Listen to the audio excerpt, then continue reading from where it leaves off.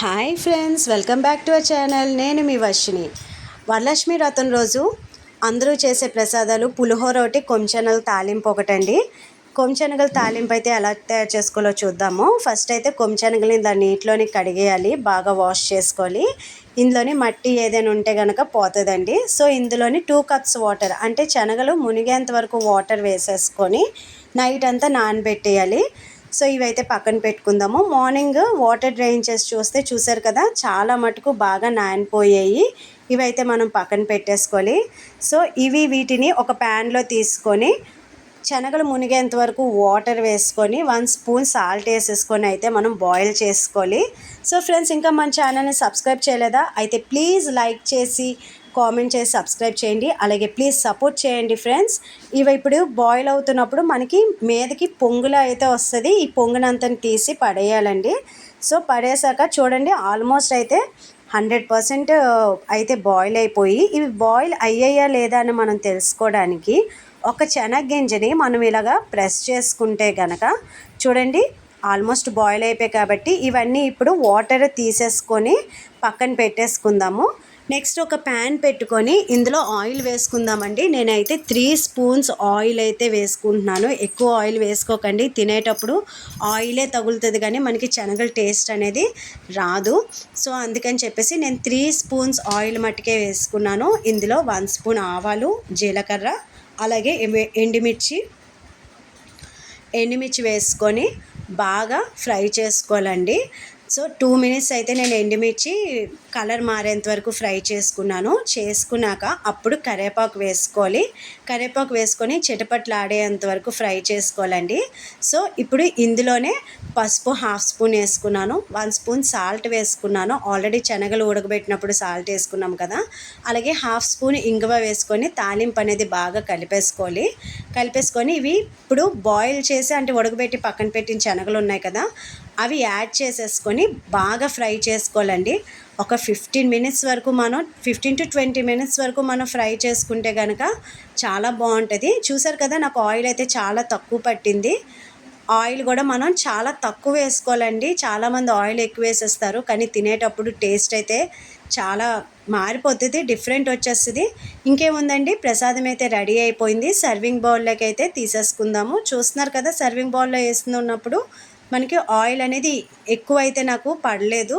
So ఇంకేముందండి, అమ్మవారికి చాలా చాలా ఇష్టమైన కొంచెనగల తాలింపు ప్రసాదం అయితే రెడీ అయిపోయింది. సో ఫ్రెండ్స్, నెక్స్ట్ అయితే మనం సింపుల్గా టేస్టీగా పులిహోర ఎలా రెడీ చేసుకోవాలో చూద్దాము. ఇప్పుడు పులిహోర చేసుకోవడానికి ఫస్ట్ అయితే నేను నిమ్మకాయ సైజ్ అంత చింతపండు తీసేసి నానబెట్టుకున్నాను వాటర్ వేసేసి. మీరు వేరంగా త్వరగా అయిపోవాలనుకుంటే హాట్ వాటర్ వేసేస్తే త్వరగా నానిపోద్ది. ఇది మొత్తము గుజ్జు తీసేసానండి, చెక్కగా తీసాను. చూడండి, ఈ గుజ్జుని ఒక కళాయిలో వేసుకొని బాగా దగ్గర పడేంత వరకు మరిగించుకోవాలి. చూసారు కదా, ఇంతలాగా దగ్గర పడాలన్నమాట. ఇలాగ వస్తే కనుక కన్సిస్టెన్సీ అయితే ఇలాగ ఉండాలి. ఇప్పుడు ఇందులోని 1 స్పూన్ పసుపు, 1 స్పూన్ ఉప్పు వేసేసుకొని ఈ చింతపండు గుజ్జులో మిక్స్ అయ్యేంత వరకు బాగా కలిపేసుకోవాలండి. చూస్తున్నారు కదా, ఇలా బాగా కలిపేసుకున్నాక పులిహోర ఈ చింతపండు గుజ్జు అనేది పులిహోరలో కలుపుకోవడానికి కన్సిస్టెన్సీ ఇలాగ వస్తే సరిపోతుంది. నెక్స్ట్ అయితే ఒక ప్యాన్ పెట్టుకొని ఇందులో కూడా 3 స్పూన్స్ ఆయిలే వేసుకున్నాను. ఆయిల్ ఎక్కువ వేసుకుంటే టేస్ట్ మారిపోతుందండి. ఇప్పుడు 1 స్పూన్ ఆవాలు, 1 స్పూన్ జీలకర్ర, శనగపప్పు, మినగపప్పు వేసుకొని ఫ్రై చేసుకోవాలి. అలాగే శనగపలుకులు కూడా వేసుకోవాలండి. శనగపలుకులు అయితే నేను 2 స్పూన్స్, అంటే 1/2 కప్పు వేసుకున్నాను. మీరైతే 1 కప్పు కూడా వేసుకుంటే చాలా బాగుంటాయి. ఇప్పుడు ఈ శనగపలుకులు ఇవి బాగా ఫ్రై అవ్వాలి, అంటే మనకి కలర్ మారేంత వరకు అయితే ఫ్రై అవ్వాలండి. చూసారు కదా, ఇప్పుడు కొంచెం ఫ్రై అయ్యాక కలర్ అయితే ఎలా మారిందో చూడండి. ఇప్పుడు మనం అప్పుడే పచ్చిమిర్చి, ఇప్పుడు చూడండి కలర్ మారింది కదా, ఇప్పుడు పచ్చిమిర్చి, ఎండుమిర్చి వేసేసుకొని ఇవి కూడా ఈ 2 కూడా ఈ తాలింపులోని ఈ శనగపలుకులతో పాటు కొంచెం ఫ్రై చేసుకోవాలి. తర్వాత 1/2 స్పూన్ ఇంగువ వేసుకోవాలండి. ఇంగువ వేసుకొని బాగా కలిపేసుకొని ఇప్పుడు కరివేపాకు వేసుకోవాలండి. కరివేపాకు వీలైనంత మటుకు ఎక్కువ వేసిన పులిహోరకి చాలా బాగుంటుందండి. సో కరివేపాకు కూడా వేసుకొని బాగా కలిపేసుకున్నాను. ఆల్రెడీ మనము చింతపండు గుజ్జులో పసుపు వేసుకున్నాం కాబట్టి ఇక్కడ కూడా 1 స్పూన్ పసుపు వేసుకున్నాము, అలాగే 1 స్పూన్ ఉప్పు అయితే వేసుకుంటున్నామండి. మరి ఇంకా అన్నంలోనే మనము ఏమీ వేసుకోక్కర్లేదు. ఇప్పుడైతే చూసారు కదా, కొంచెం ఫ్రై చేసుకున్నాక తాలింపు అయితే రెడీ అయిపోయింది. ఇప్పుడు అన్నాన్ని మెతుకులాగా అంటే హాఫ్ బాయిల్ ఉడికించేసుకొని నేను ఒక పెద్ద పళ్ళెంలో వేసుకున్నాను. వేసుకున్నాక మనకి పులిహోర కలపడానికి గరిట్లు వాడకూడదండి. ఇలాగ అట్ల కార అయితే అట్లు పోసుకునే గరిటె ఉంటుంది కదా, అది దాంతో కలుపుకోవాలి.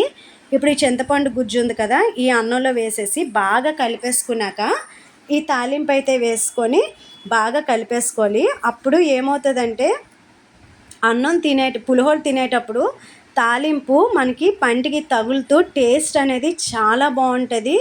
చూసారు కదా, ముద్దలాగా కలిపేసుకోకూడదు, ఇలా ఇలా లైట్గా కలిపేసుకోవాలి. ఇంకేముందండి, ప్రసాదం పులిహోర అయితే అమ్మవారికి చాలా ఇష్టమైన పులిహోర అయితే రెడీ అయిపోయింది. సో మళ్ళీ నెక్స్ట్ వీడియోతో మళ్ళీ కలుద్దాం friends. So thanks for watching.